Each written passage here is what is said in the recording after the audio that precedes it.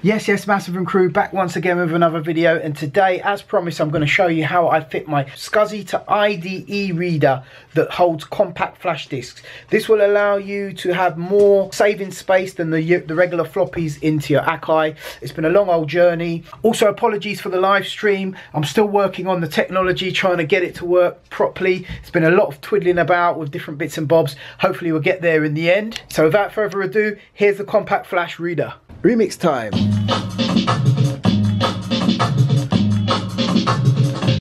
And then it's back to the disk archiving. I'm going to give you pretty much a brief of how it was done, because if you watch my previous tutorial you will see how I actually dismantled this, took certain bits off, and with the SCSI interface, which looks like this, all I did basically was connect this up. I got an old PC power supply from my good friend Gulam over there at prolees.co.uk. Don't forget to give him a shout for all your leads and stuff. If you need anything to do with audio engineering, he is the guy. He even builds custom digital audio workstation desks as well. I must say, to get this running I had to do some hard research, man, because this is quite an old gadget.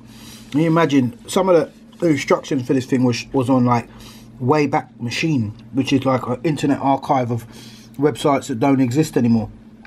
I chopped off part of the Molex cable, which is here. You can see it here, yeah, and that goes into one of these, and this, that's on this end, as you can see it, connects into the beginning of the Molex cable, I believe you call it. Put one power cable into here and the other power cable into here. Then I've got two SanDisks, which I had to format on my PC using one of these card readers. You could just Google them. There's a card reader you can use, a USB card reader, Compaq flash card reader. Also, there were some settings I had to mess about with on the jumper. I had to find the termination setting to on, and it depends on what card you've got, but with my card, I'll put a link in the description there. The next stage I'm going to do is put this on SCSI ID 5, because when the Akai first boots up, it naturally puts the internal disk on 5, which means I could just leave this in there and I wouldn't even need to set the SCSI up.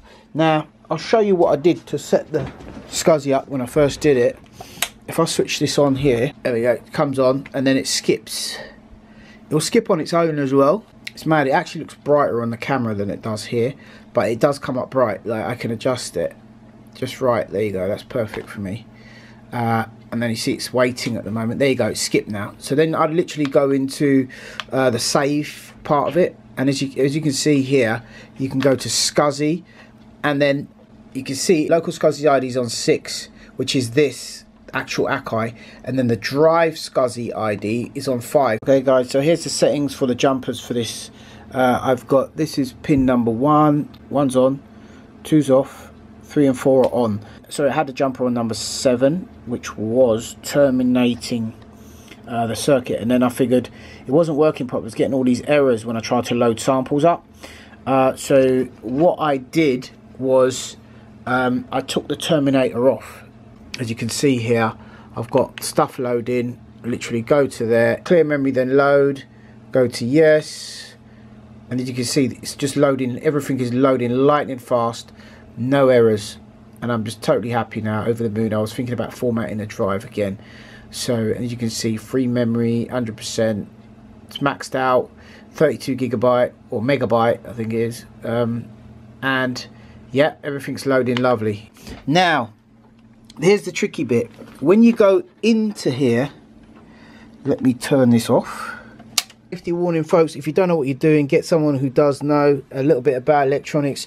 I can tell you one time definitely, you know, over this side of the board here, the left side of the board here, this is all your power area, and you want to stay well clear of that. Make sure your Akai is switched off, and also make sure it's unplugged from the mains at the back here, yeah, and turn your switch on to kind of drain any juice that's in any of these capacitors here for a little while before you start operating out. And when you're working, keep your hands well away from this. Now I am not, like I said, this is my disclaimer. If you blow yourself up, down to you. What did I do?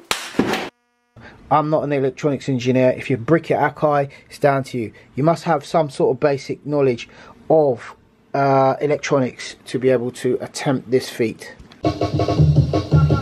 when you go into your Akai, right, you can see the red part of your SCSI lead here is to the far part of the motherboard. Now, the weird thing is, I'm not going to pull this out now because I don't want to risk twisting up my thing, man. It took me ages to get it installed properly. But I've got another SCSI cable here, and I want to show you what I mean. If you look on your SCSI cable, right, you see here there's a little bump.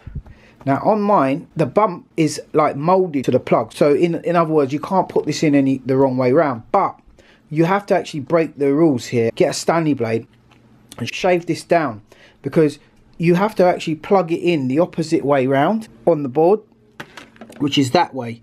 Which means that the pin is usually on this side, but you have to plug it in that way round. And that little notch stops you from pushing it in that way. So you file that down.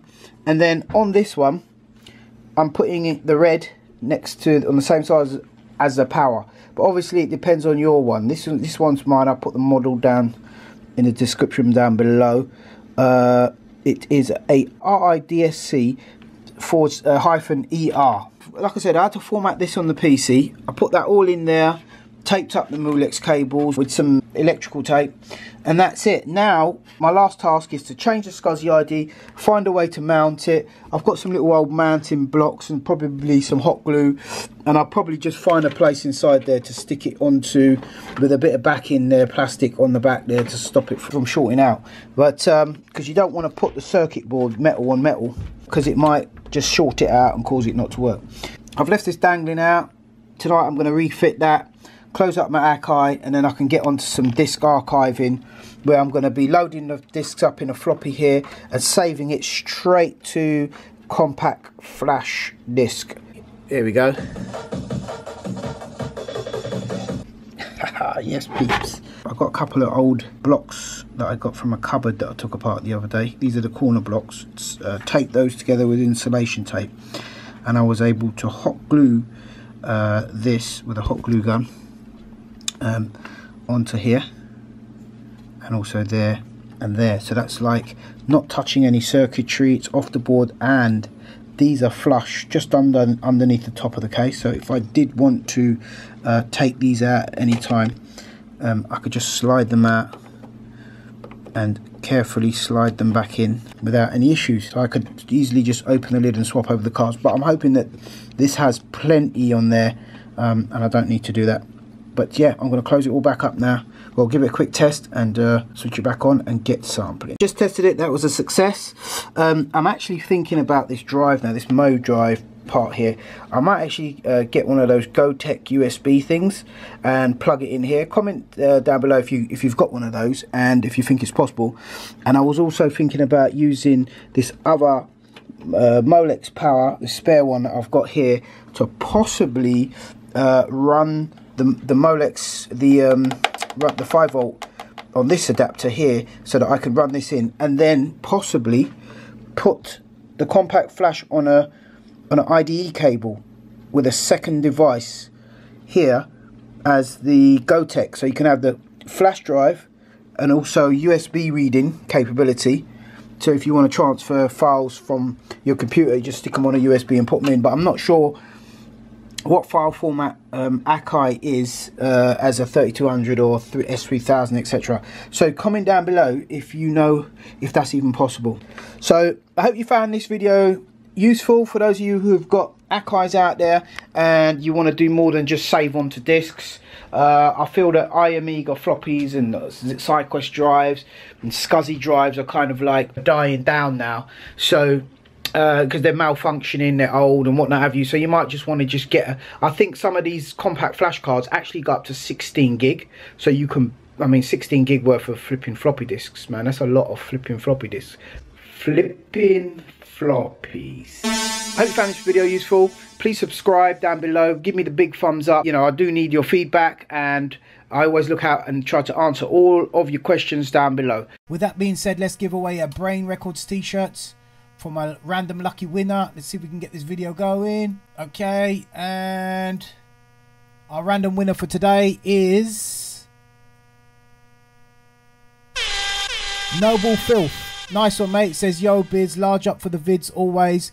Dope design, don't get nicer than embroidered, yes sir. Would love to hear that's for show. Would love a chance to win a shirt. XL, on the brain tip, please. So there you go, Noble. We've got your Brain Records t-shirt here. All you have to do is get in contact with me on thebusybeescience@gmail.com. Well done, bruv. This goes out to you.